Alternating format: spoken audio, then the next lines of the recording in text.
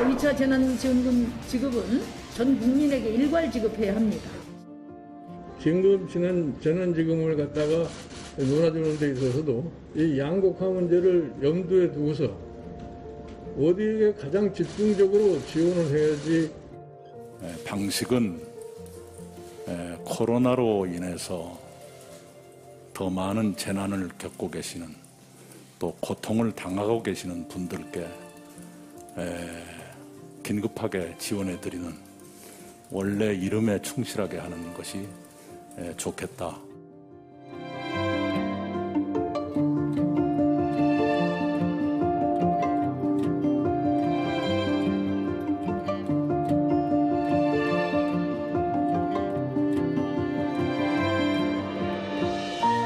앞으로 이런 비슷한 재난지원을 주게 된다면은 제가 보건대 100% 국채 발행에 의해서 의존할 수밖에 없는 상황입니다.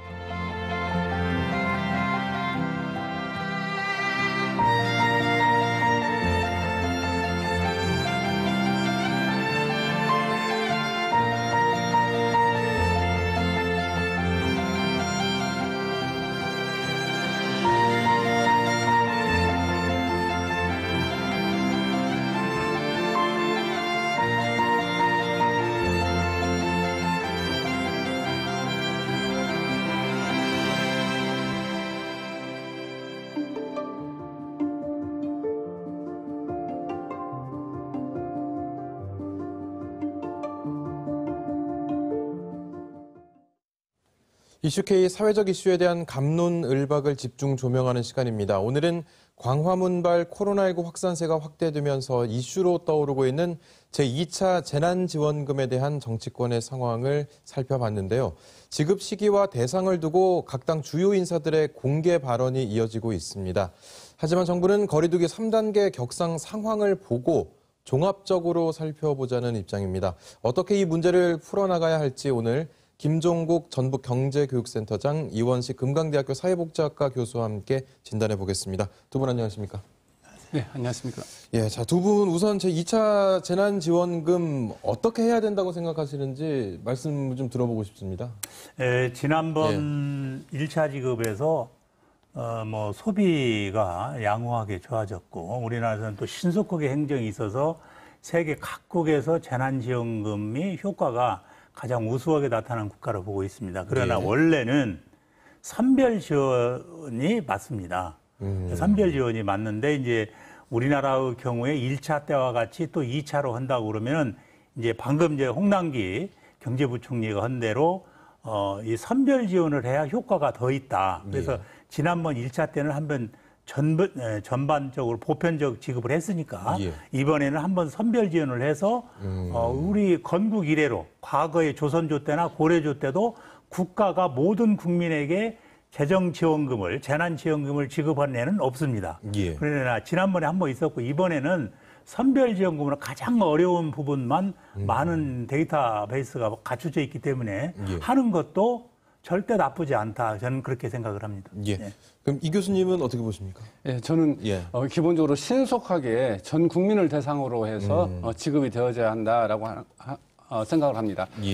다급한 방역 현실과 그 절박한 민생 위기 속에서 이 재난지원금을 김종인 대표께서도 말씀하셨지만은 신속하게 어려운 사람들에게 선별적으로 지급해야 한다라고 하는데 과연 신속이라고 하는 부분은 저는 이제 타당하다고 생각하지만은 어려운 사람을 어떻게 선별할 것인가라고 하는 이런 부분, 특히 이 코로나 위기 속에서 경제적인 어려움을 겪고 있는 사람들을 실제 그 어려움이 어느 근거에 따라서 어느 정도 어려운가라고 하는 것들을 실제 판단하기란 매우 어려운 것이다.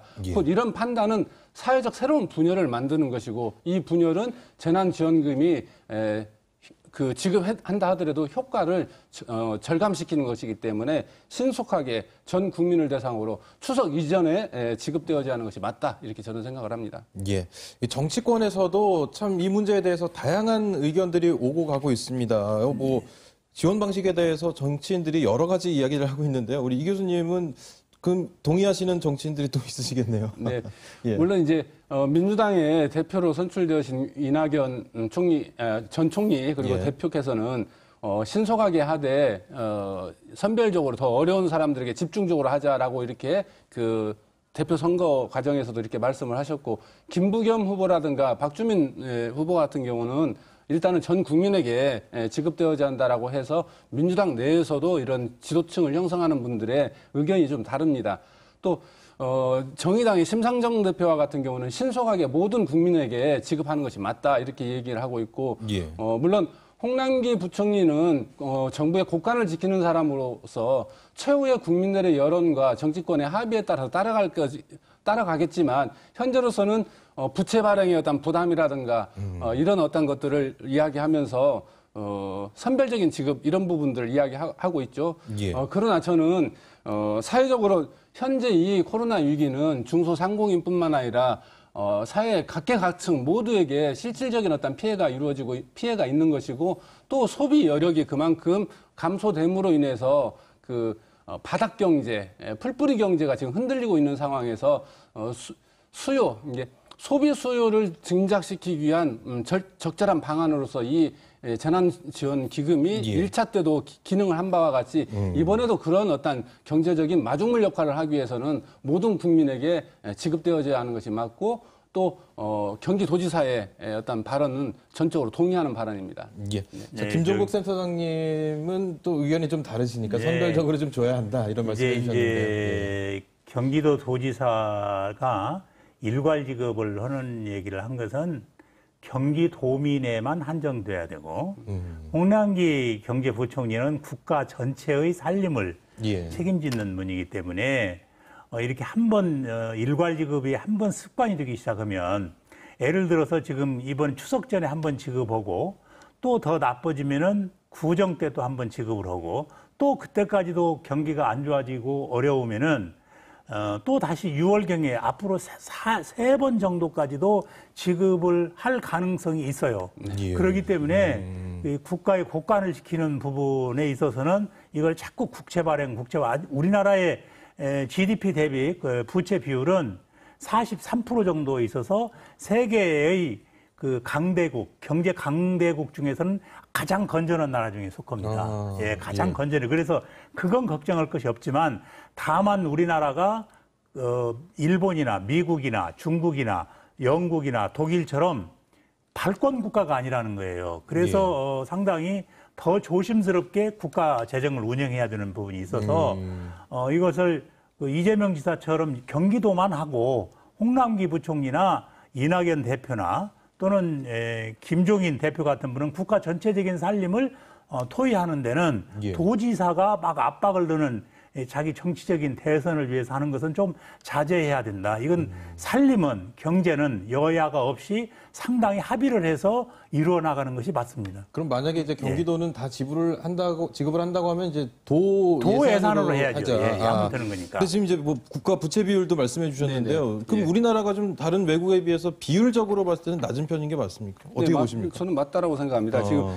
현재 우리 GDP 대비 우리 국가의 총 GDP가 1929조 정도이고요. 현재 발행한 국가 부채 총액은 839조입니다. 그래서 3차 추경까지 해가지고 이 부채가 839조인데 이걸 GDP 대비 부채 비율로 본다면 아까 우리 교수님께서 말씀하셨지만 43.5%의 부채 비율입니다. 그래서 예. 미국이나 일본에 비해서 그의 한 3분의 1 정도밖에 안 되어지는 이런 부채 비율을 가지고 예, 예. 있고 또 하나 중요한 것은 부채액이 증가한다 하더라도 GDP의 총액을 어떻게 더 늘려나가느냐라고 하는 것이 또 GDP 비율을 낮추는 영역이기 때문에 예. 이 부분까지도 고려한다면은 사실은 전 국민의 소비 여력을 진작시킴으로 인해서 경기의 활성화에 도움이 되어지고 이것이 실제로 GDP 우리 성장률이 지금 마이너스 성장을 예견하고 있고 마이너스 0.3%를 예견했는데 지금 다시 더 하향으로 추세가 지금 전망되어지고 있지 않습니까? 그래서 마이너스 1.5% 더 나가서 마이너스 2%까지 GDP 성장률이 낮아질 거라고 이렇게 이야기하고 있는데 사실은 이런 부분들을 방어하기 위해서라도 재난지원기금이 전 국민에 지급되어져서 민간 소비 지출 증가라고 하는 부분을 전제로 해가지고 이것이 경제의 어떤 선순환적 이런 어떤 역할들을 할 수 있다. 저는 이렇게 생각을 합니다. 그래서 예, 부채 총액을 지나치게 두려워해서 홍남기 부총리께서 말씀하신 대로 전액 국채를 발행할 수밖에 없다라고 하는 부분은 인정하지만은 그 부채 총 비용도 만약 2차 지급액의 총 비용도 전 국민 5천만에 30만 원씩 지급한다 하면은 약 15조라고 생각합니다. 이 15조가 물론 클 수 있겠지만은 사실은 그 부채 비율 증가에 있어서의 가중되어지는 이런 부분에 있어서는 사실 미미할 수 있다라고 하는 것이 제 생각입니다. 예. 자, 그런데 이제 뭐 주는 방식에 대해서도 저번에도 얘기가 나왔지만 가구당 인원수로 해서 최대 100만 원까지 줬었는데 이번에는 만약에 가구당 줘는 게 아니라 개인당 얼마씩 줘야 된다. 재정지원금을 일괄 지급을 하는 가장 큰 목적이 뭐냐면 손해를 보는 계층이 불만이 있어서는 안 되기 때문에 그러거든요. 그런데 1인당으로 하지 않고 가구당으로 하면은 예를 들어서 어머니, 아버지 모시고 그다음에 다자녀 가족들은 100만 원뿐이 못 받는단 말이에요. 예. 그런 사람들을 오히려 더 많은 돈을 주어서 소비를 촉진시키게 해야 되는데 그래서 그런 분들을 위해서 국민 1인당 한 사람당으로 계산하는 방식이 훨씬 더 보편적으로 옳다. 예. 이렇게 생각이 듭니다. 예. 저는 1인당 보편적으로 지급하는 것은 옳은데 예. 만약에 그 전제 조건으로서 그 재난지원기금을 받을 수 있는 사람들을 선별한다, 어려운 층에게 이렇게 한다라고 했을 때 또 그 한 여러 가지 어떤 선별의 문제들이 발생한다라고 생각을 합니다. 그래서 기본적으로 이거는 사회복지 제도에 안정되어진 틀 속에서 어려운 사람들을 도와주는 제도가 아니고 코로나 전국에서 어려운 우리 국민들의 삶을 어떻게 보면은 마중물적으로 지금 이렇게 전 국민에게 지급되어지는 이런 형태로 가서 보편적으로 가져서 이렇게 지급이 되어지는 것이 맞다라고 생각을 하고 그런 전제 하에서 모든 개인에게 1인당 개인에게 지급되어지는 것이 바람직하다라고 저는 생각을 합니다. 예. 자, 조금 더 말씀을 들어보고 싶은데 오늘 준비된 시간이 여기까지입니다. 오늘 이원식 교수님 또 김종국 센터장님 두 분 말씀 고맙습니다. 고맙습니다.